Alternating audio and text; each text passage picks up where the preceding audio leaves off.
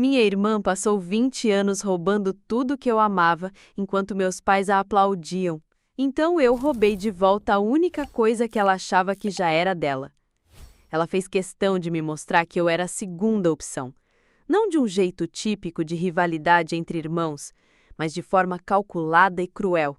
Como quando, aos 11 anos, nós duas estávamos na peça da escola e ela fez buracos no meu figurino 1 hora antes da apresentação.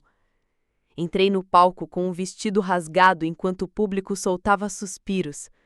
Meus pais apenas disseram que eu deveria ter tomado mais cuidado. Eles assistiram às cenas dela com total atenção, mas quando chegou minha vez, vi os dois pegando os casacos e indo embora discretamente. Os únicos que ficaram foram meus avós, tentando firmar a filmadora antiga para registrar cada momento que meus pais não se deram o trabalho de ver. No ensino médio, o jogo dela evoluiu. Marcos, o garoto por quem eu era apaixonada desde a orientação dos calouros, de repente se tornou interessante para ela, 3 dias depois de começarmos a namorar. 2 semanas depois, peguei os dois se beijando dentro do carro dele. Quando a confrontei, ela disse que não podia evitar se os caras preferiam ela. Meus pais disseram que eu estava exagerando. No último ano, consegui um estágio no Chicago Tribune, a única vaga oferecida para estudantes do ensino médio. Quando contei para a família durante o jantar, minha irmã começou a chorar, dizendo que eu sabia que ela queria trabalhar lá. Ela nunca tinha falado em jornalismo antes. No dia seguinte, ela ligou para o meu editor e o convenceu de que eu havia plagiado os textos da minha inscrição. Cancelaram minha vaga. A resposta da minha mãe? Você deveria ter deixado ela se inscrever também. Esse padrão nunca mudou. Tudo o que era importante para mim, ela precisava tirar. Minhas amigas viravam amigas dela. Meus interesses viravam obsessões dela. Minhas conquistas viravam competição. Ela precisava vencer, e meus pais incentivavam isso sempre, porque ela era mais bonita, mais carismática e sabia chorar sob comando. Quando fiquei noiva do David há 5 meses, achei que a distância tinha resolvido tudo. A gente quase não se falava há anos e ela parecia genuinamente feliz. No jantar de anúncio, ela até me abraçou e disse que o David era um sortudo. Primeira bandeira vermelha que eu ignorei. Minha irmã nunca elogia sem ter um motivo oculto. 8 semanas depois, ela ficou noiva do namorado de 3 meses. No chá de bebê da nossa prima, ela me puxou de lado com aquele sorriso falso que sempre significava confusão. Disse que queria que eu fosse a primeira a saber. Tinha reservado o casarão Whitmore para setembro. O casarão Whitmore, onde meus avós se casaram em 1952, onde eu brincava de casamento desde os 5 anos, onde minha avó prometeu dançar comigo no meu casamento. O local que eu tinha mostrado fotos para ela no mês passado. Falei para minha irmã que aquele era meu local e que ela sabia que eu estava planejando casar lá desde a infância. Ela inclinou a cabeça e disse: "Você ainda não tinha reservado. Primeiro a chegar, primeiro a ser atendido." E completou: "Além do mais, a vovó morreu, ela nem vai saber." Foi nesse momento que eu percebi que aquilo não era rivalidade. Ela queria me ferir. Não gritei, não fiz escândalo, apenas sorri e concordei. Primeiro a chegar, primeiro a ser atendido. Cheguei em casa e passei 3 dias estudando o sistema de reservas do casarão Whitmore. Estava completamente lotado pelos próximos 18 meses, exceto por uma data. Um sábado perfeito, exatamente 4 semanas antes do casamento dela. Reservei na hora. A explosão foi nuclear. Ela me ligou gritando, dizendo que eu estava roubando o brilho dela, que ninguém ia ligar para o casamento dela depois do meu. Meus pais dirigiram 2 horas até meu apartamento para me confrontar, oferecendo pagar todo o meu casamento se eu trocasse de lugar. $30.000 para eu mudar de lugar e não atrapalhar a minha irmã. Curioso como nunca tinham oferecido 1 centavo antes. Disse que se não podiam me apoiar pelo menos uma vez, não seriam bem-vindos no meu casamento. Depois disso, bloqueei os dois. Meu avô me levou até o altar sozinho. Eu usei o colar de pérolas da vovó que ela tinha deixado especificamente para o meu casamento. O casarão Whitmore nunca viu uma cerimônia tão linda. Minha irmã mudou de local e, pelo que soube, acabou num clube de campo genérico. Isso foi há 2 semanas. Achei que tinha vencido. Achei que tudo finalmente tinha acabado. Até que ontem, meu telefone tocou. Era minha irmã, chorando desesperadamente. Não era aquele choro falso que ela sempre usava com os nossos pais. Era real, quebrado. O noivo a havia deixado. Ela estava grávida, sozinha e não tinha mais ninguém para ligar.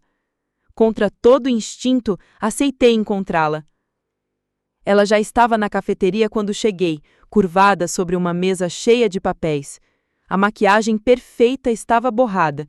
Parecia arrasada. Ela empurrou os papéis na minha direção sem dizer nada. Documentos legais sobre custódia e tutela. Meu nome já estava preenchido.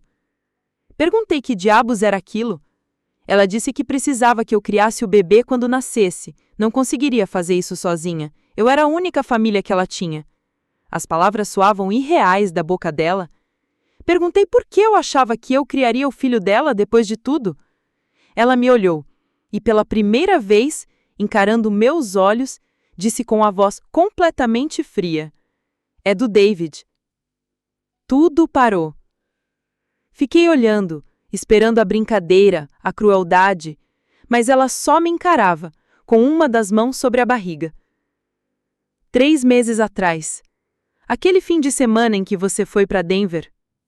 Eu disse para ele que você provavelmente estava traindo. Ele precisava de conforto. E eu sempre fui melhor nisso do que você.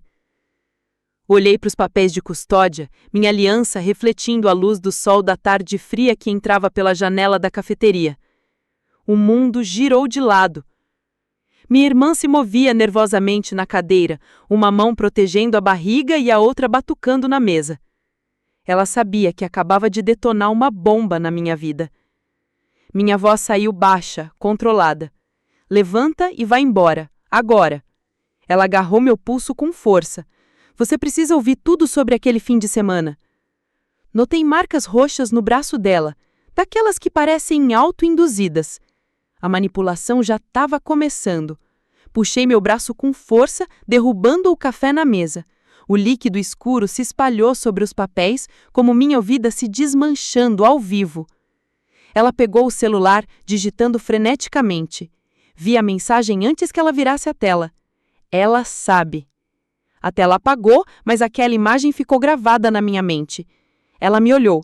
Isso não era um desabafo desesperado. Era estratégia. A senhora Shen, dona da cafeteria e conhecida da família há anos, correu com toalhas para limpar a bagunça. Ela se inclinou e sussurrou: "O David esteve aqui ontem, chorando. Achei que você devia saber." O fraco da minha irmã endureceu ao ouvir o nome dele. A máscara já estava caindo. Eu tinha 2 opções: sair correndo e deixar ela inventar o que quisesse, ou ficar e conseguir respostas. Tudo em mim queria fugir. Mas aprendi que fugir só dava a ela mais munição. Sentei de novo. "Fala, tudo, cada detalhe." O celular dela vibrava sem parar na mesa. O nome David piscava repetidamente. Ela ignorou, começando um discurso ensaiado sobre solidão, arrependimento, coisas que simplesmente acontecem. "A verdade ou eu vou embora." A fachada desabou. A voz dela virou veneno. A verdadeira irmã finalmente apareceu. "Então tá bom. Tô transando com ele desde a sua festa de noivado. A feliz agora?" A festa de noivado. 5 meses de mentiras. 5 meses de o David voltando para casa depois de estar com ela. Meu estômago revirou, mas mantive o rosto neutro. Aprendi a nunca mostrar o quanto ela podia me ferir. Vi ela apagar fotos rapidamente do celular, com movimentos ensaiados. Mas vi uma antes que sumisse. David na cama dela. A colcha era a mesma que eu ajudei a escolher ano passado. "O que mais você está escondendo?" Ela segurou o celular com mais força, mas eu já tinha decidido parar de ser passiva. Me lancei sobre a mesa para pegar. Lutamos brevemente. As unhas dela cravaram na minha mão antes que a senhora Shen interviesse. "Moças, não na minha cafeteria." Minha irmã recuou, segurando o celular contra o peito como um troféu. Mas na briga eu tinha pegado outra coisa, o chaveiro dela. No meio das chaves, o de porta do apartamento. Minutos depois, meu celular explodiu de notificações. Várias mensagens de amigos em comum. É verdade sobre o David? Sua irmã disse que você o abandonou. Ela contou sobre Denver. Ela já estava espalhando a versão dela. Minha melhor amiga, Megan, me ligou. Saí para atender, mantendo minha irmã à vista pela janela. Sua irmã acabou de contar para todo mundo que você abandonou o David por alguém em Denver. O que está acontecendo de verdade? A confiança se desfazia em tempo real. Cada relação que eu tinha estava sendo envenenada, enquanto eu tentava digerir que o meu marido era pai do filho da minha irmã. Não é verdade. Vou explicar tudo, mas não agora. De volta à cafeteria, tirei um print da mensagem Ela Sabe antes que ela deletasse do histórico. Provas. Eu precisava de provas. O horário da mensagem me deixou gelada. Ela havia mandado aquilo durante o funeral da nossa avó. Enquanto eu chorava pela única pessoa que me amou de verdade, ela já planejava tudo isso. Meu celular vibrou. Era a mãe do David. Precisamos conversar sobre o bebê. Essa família não abandona o sangue. Até a família dele estava contra mim. A narrativa já estava montada. Eu era a vilã que abandonou o marido, forçando ele para os braços da minha irmã. Dirigi para casa em choque. David já estava lá, fazendo as malas. Ele não olhava nos meus olhos. Ela disse que você estava com alguém em Denver, ele murmurou. O hotel confirmou que você trocou de quarto. A conferência em Denver. Troquei de quarto porque o meu dava para uma obra. Um grão de verdade torcido numa mentira. Clássico da minha irmã. David, olha para mim. Ele continuou arrumando a mala. Peguei o celular dele do balcão e comecei a vasculhar as mensagens antes que ele pudesse impedir. A conversa com minha irmã já durava meses, sempre com um tom inocente na superfície. Só queria saber se você tá bem. Ela anda tão distante ultimamente. Você merece alguém que te valorize. As mensagens aumentaram drasticamente depois do nosso noivado. Ela estava plantando dúvidas, regando cuidadosamente e esperando o momento certo para colher. Meu celular vibrou de novo. Uma notificação. Eu havia sido adicionada a um grupo no Facebook chamado Apoiando David após a traição. Minha irmã já tinha adicionado 43 amigos em comum. A guerra de informação estava em andamento. No trabalho, no dia seguinte, o clima estava carregado de fofocas. Meu chefe me chamou de lado. Problemas familiares? Sua irmã almoçou comigo semana passada, parecia preocupada com sua estabilidade. Agora minha reputação profissional também estava sob ataque. Ela tinha preparado o terreno em todos os lugares. Marquei uma sessão com minha terapeuta, mas fui informada de que ela não podia mais me atender. Sua irmã foi minha paciente primeiro, explicou a doutora Martinez pelo telefone. Não seria ético tomar partido. Mais uma porta fechada. Mais uma rede de apoio comprometida. Agora eu via o padrão. Minha irmã começou a terapia logo depois do anúncio do meu noivado. Planejamento. Sempre planejando. Naquela noite, usei a chave que peguei para entrar no apartamento dela enquanto ela estava em uma consulta pré-natal. Arriscado, mas necessário. Em algum lugar daquele espaço meticulosamente montado estaria a prova de suas mentiras. No quarto dela, encontrei a primeira evidência. Aplicativos de fertilidade no tablet, com registros de 6 meses antes do caso com o David começar. Antes de Denver. A gravidez não foi acidente. David foi alvo. Meu celular acendeu com uma mensagem da minha prima.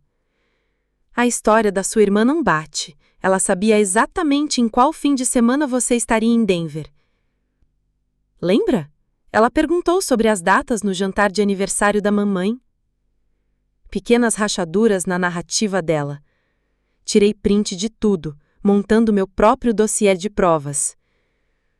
Cruzar os dados das redes sociais com os do app de fertilidade revelou algo assustador. Ela havia orquestrado seus encontros com David em janelas específicas.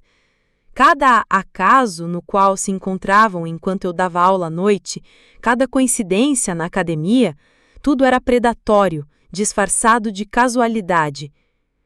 Jake, melhor amigo de David, me ligou enquanto eu ainda estava no apartamento dela. Tem algo errado. Ela apareceu no nosso jogo de pôquer naquele fim de semana em que você estava fora, de lingerie. Disse que estava trancada para fora. Quando? No sábado, enquanto você estava em Denver. Mas eu vi ela usando as chaves para pegar o correio antes de subir. Ela não estava trancada para fora. Mais uma peça se encaixou. Pedi ao Jake que apoiasse minha versão da história. Tirei fotos naquela noite. Achei estranho ela aparecer daquele jeito.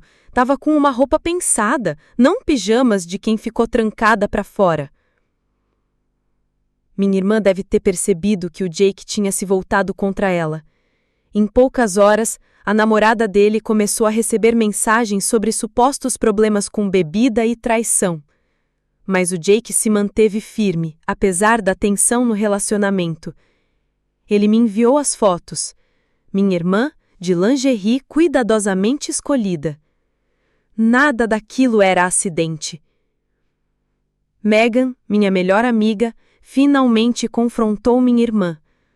Depois me ligou, a voz tremendo. Perguntei, por quê? Ela tinha o localizador do David no celular antes de vocês ficarem noivados.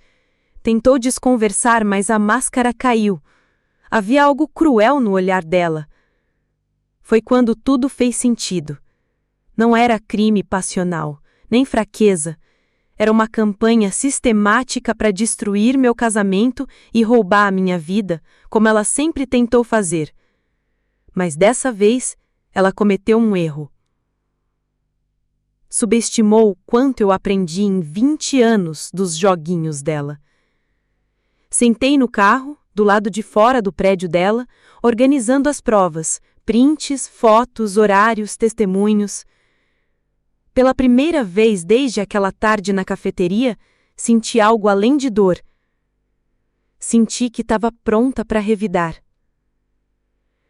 Naquela noite, minha irmã postou fotos do ultrassom com uma canejada que me fez ferver. Algumas tias nasceram para ser mães. Ela me marcou. Os comentários estavam cheios de elogios à generosidade e altruísmo dela. Mas o horário do exame provava que a concepção foi no fim de semana em que eu estava em Denver. Ela mesma documentou a mentira. Reconheci esse padrão da infância. Depois de destruir algo que eu amava, ela sempre se fazia de vítima. Dessa vez, documentei tudo. Cada post, cada comentário, cada tentativa de manipulação. Meu celular virou minha arma. Eleanor, melhor amiga da minha avó, me ligou no dia seguinte. Aos 82 anos, sua voz tremia de raiva ao revelar que viu minha irmã comprando testes de ovulação meses atrás. Minha irmã havia dito que eram para mim, que eu estava com dificuldades para engravidar. Eleanor ficou em silêncio naquela época, mas agora não mais. Quando minha irmã tentou ligar para ela para manipular a história, a senhora cortou na hora. Eleanor viu minha irmã me atormentar por 20 anos e agora decidiu que não ia mais se calar. Ela guardava fotos de eventos familiares ao longo das décadas, provando o padrão de abuso. Mais uma aliada inesperada saindo da sombra da cumplicidade. Comecei a registrar tudo num diário físico, escrevendo em cursivo. Algo que minha irmã nunca se preocupou em aprender. Provas digitais podem ser apagadas. No papel, era mais seguro. Cada entrada trazia datas, horários, testemunhas e evidências. O diário engordava com provas da destruição calculada. A polícia recusou minha denúncia de assédio. Brigas familiares não são nossa jurisdição, a menos que haja violência física. O sistema falhou, como eu já esperava. Mas eu precisava do registro de que tentei pelos meios legais. Mais um documento para o meu dossiê. Sarah, irmã do David, me procurou inesperadamente. Disse que minha irmã também tentou seduzir o marido dela. Sarah acreditava em mim porque já tinha visto o comportamento predatório de perto. Ela salvou mensagens sugestivas que minha irmã mandou, achando que talvez fossem úteis um dia. Nos unimos pelo trauma compartilhado. Ao revisar os extratos do cartão de crédito, descobri que David frequentava o restaurante favorito da minha irmã toda terça-feira, justamente quando eu dava aula à noite. Os recibos iam meses atrás. Cada gasto doía como uma facada, mas era mais uma prova. O ex-namorado da minha irmã da faculdade me mandou mensagem pelo Facebook. Viu o drama todo e quis compartilhar a história dele. Minha irmã fingiu estar grávida para roubar ele da noiva dele. O hospital depois provou que ela mentiu, mas não antes de destruir o relacionamento. Ele ainda tinha os registros. Em vez de expor minha irmã publicamente, eu respondia às pessoas com prints, fatos, cronogramas e testemunhos. Deixava a verdade falar por si só. A minha postura calma contrastava com os posts cada vez mais desesperados dela. As pessoas começaram a notar a diferença. O contrato de aluguel dela terminava em 2 semanas, e ela precisava de um lugar para morar com o bebê. Meus pais me pressionaram para recebê-la. Você tem que ajudar, é sua irmã, ela precisa de apoio. A ironia dessa súbita preocupação com família não me escapou. O tempo dela estava acabando. A namorada do Jake descobriu algo assustador ao revisar as câmeras de segurança da casa deles da noite do póquer. O vídeo mostrava claramente minha irmã tentando seduzir vários homens, não só o David. Ela estava caçando um alvo. David só fez o que caiu. O comportamento predatório era inegável. Durante um jantar na casa dos meus pais, vi a mão dela tremer quando servia vinho. Meus pais estavam ocupados demais com a história triste dela para notar, mas eu vi as rachaduras quando minha mãe comentou sobre evitar álcool na gravidez. Ela largou a taça na hora, mas não antes de dar um gole. No dia seguinte, ela me ligou oferecendo sumir da nossa vida se eu desse $50.000. Preciso começar de novo, em outro lugar. Gravei tudo com o celular escondido. Reconheci a chantagem quando ouvi. O desespero dela estava evidente. Nossos pais finalmente começaram a perceber as incoerências. Durante um jantar japonês, ela devorava peixe cru, enquanto dizia estar com enjoo matinal. Minutos antes, o comentário do meu pai sobre mercúrio ter riscos para bebês fez ela parar no meio da mordida. As sementes de dúvida que eu plantei com tanto cuidado estavam brotando. Descobri que as fotos da gravidez dela eram roubadas de uma blogueira australiana sobre fertilidade. Fiz busca reversa e vi que as imagens do ultrassom e da barriga eram de 2 anos atrás. A teia de mentiras estava com um buraco gigante. O controle dela agora se limitava aos nossos pais e 3 amigos manipulados que se recusavam a aceitar as provas. O resto já tinha começado a questionar. O reino dela de facilitador estava desmoronando à medida que a verdade se espalhava. Ela reagia com tentativas cada vez mais desesperadas de manter o controle. Enquanto limpava o depósito, encontrei o diário do David.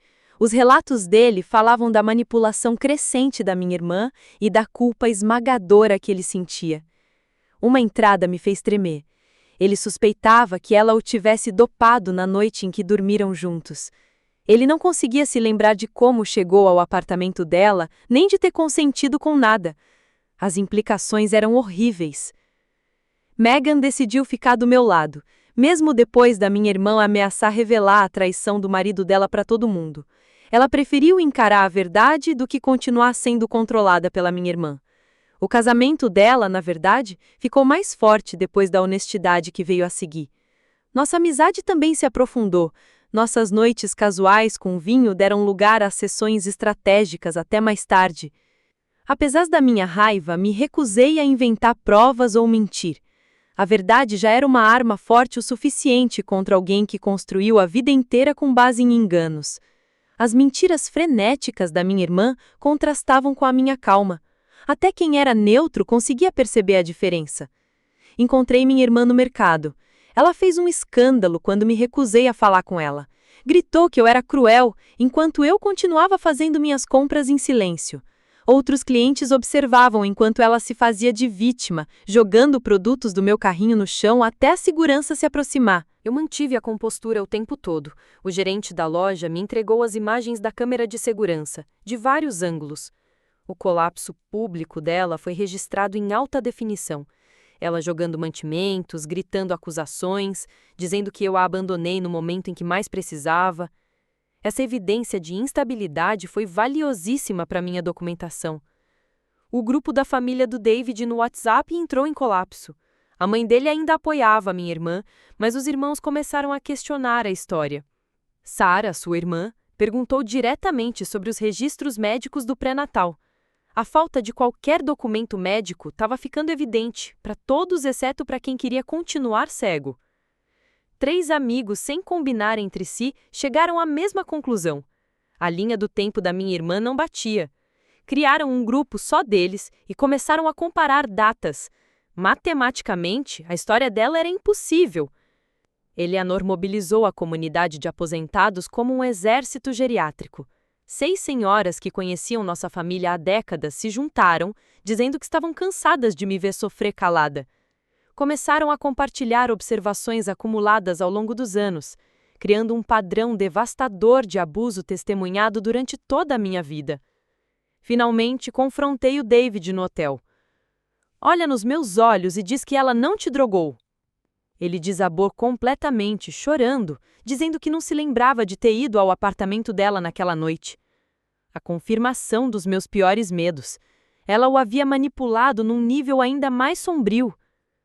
Amigos que inicialmente acreditavam na minha irmã começaram a me procurar para pedir desculpas. Reconheceram que deveriam ter percebido o padrão antes.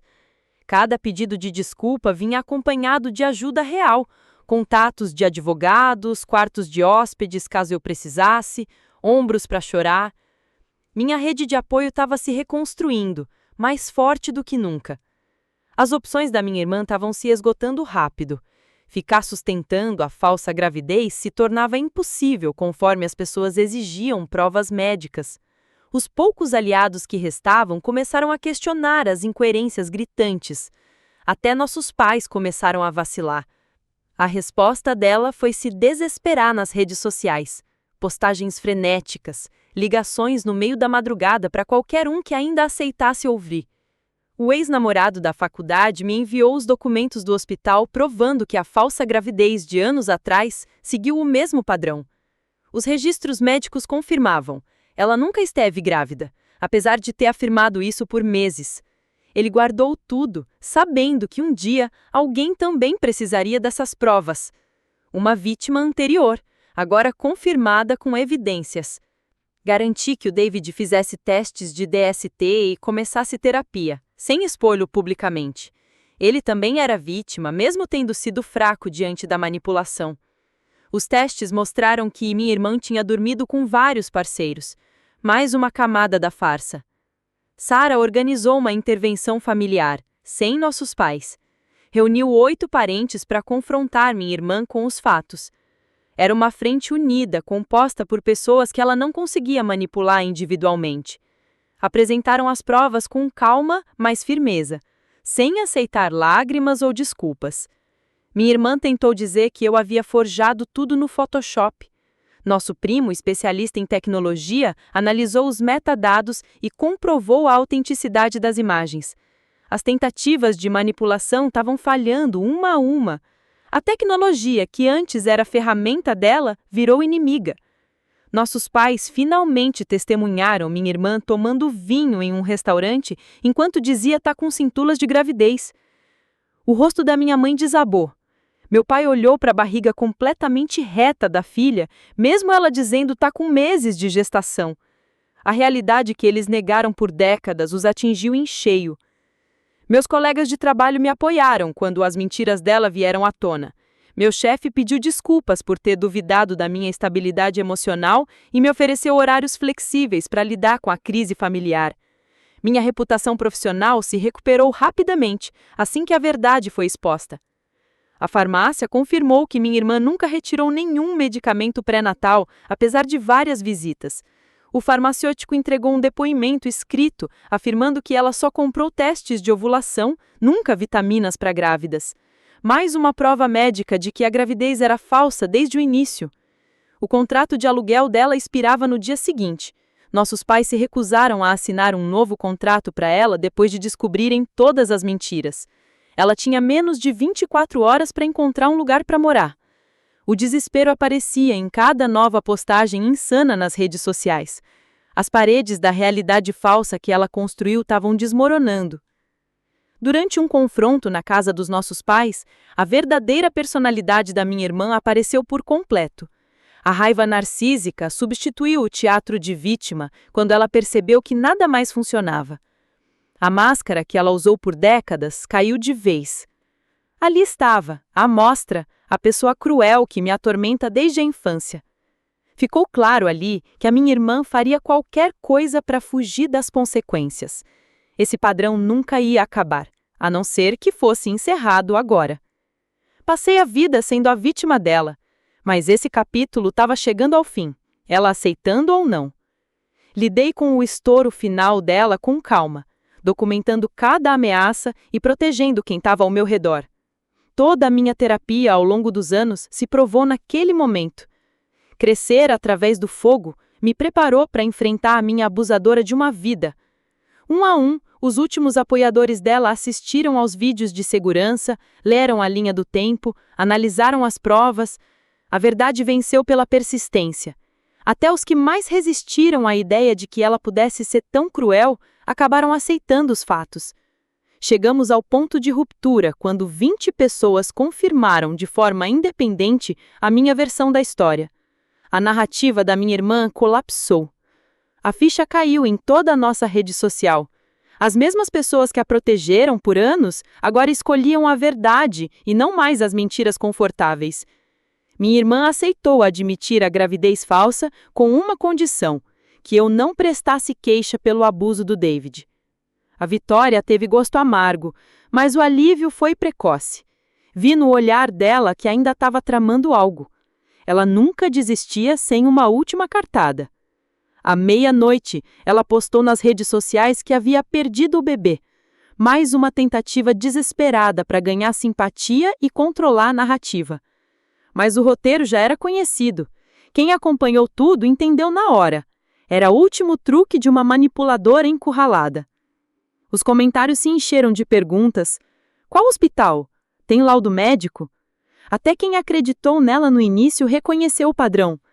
A imunidade às manipulações dela se espalhou como anticorpos contra um vírus. O proprietário do apartamento a despejou por violações de contrato, documentadas por vários vizinhos ao longo de meses. As consequências naturais do comportamento dela estavam vindo de todos os lados.